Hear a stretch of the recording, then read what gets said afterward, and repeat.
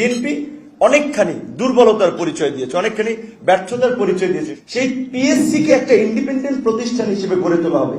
এইখানেও BNP note of dissent why আমি বুঝি না কেন দেবে। বিএনপির অনেক মিত্ররা এই কথাগুলো বলছে না, কারণ বিএনপির সমর্থনে তারা এমপি হতে চায়।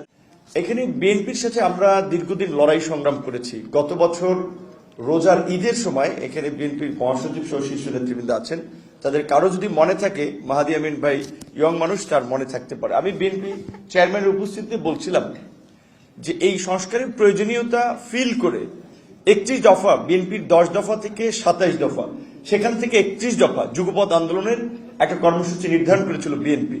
জুলাইয়ের পরে এই সংস্কারের মাত্রাটা এবং চাহিদাটা আরো ব্যাপক আকার ধারণ করেছে।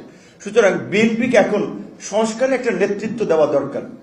এটা পরিষ্কার যে আওয়ামী লীগ এবং বিএনপির সময়ে যেমন এনটি আওয়ামী লীগ থেকে অনেক মানুষ বিএনপি না করলেও বিএনপিকে সমর্থন করত, এই মুহূর্তে কিংবা গণঅভ্যুত্থান পরবর্তী সময়ে একটা সুসংগঠিত রাজনৈতিক দল হিসেবে, রাষ্ট্র পরিচালনার সক্ষম দল হিসেবে বিএনপির বাইরে আমাদের সামনে বিকল্প কিছু না থাকায় আমরা কিন্তু সবাই বিএনপিকে সেইভাবে সমর্থন করেছি। কিন্তু বিএনপি অনেকখানি দুর্বলতার পরিচয় দিয়েছে, অনেকখানি ব্যর্থতার পরিচয় দিয়েছে সংস্কারের প্রশ্নে নেতৃত্ব দিতে।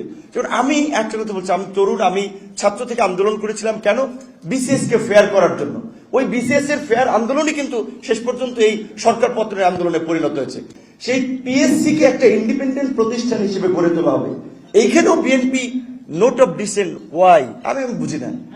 দুদককে আমরা বলছি যে পলিটিক্যাল ওয়েপন হিসেবে ব্যবহার করছে প্রতিপক্ষকে দমন করার জন্য। দুদককে এখন সংবিধিবদ্ধ প্রতিষ্ঠান আছে, এটাকে একটা সাংবিধানিক প্রতিষ্ঠানে পরিণত করা প্রয়োজন। এইখানে বিএনপি নোট অফ ডিসেন্ট কেন দেবে? বিএনপির অনেক মিত্ররা এই কথাগুলো বলছে না, কারণ বিএনপির সমর্থনে তারা এমপি হতে চায়, যদি তাদের সমর্থন চলে যায়। কিন্তু আমরা কিছু তিক্ত সত্য হলেও বলছি।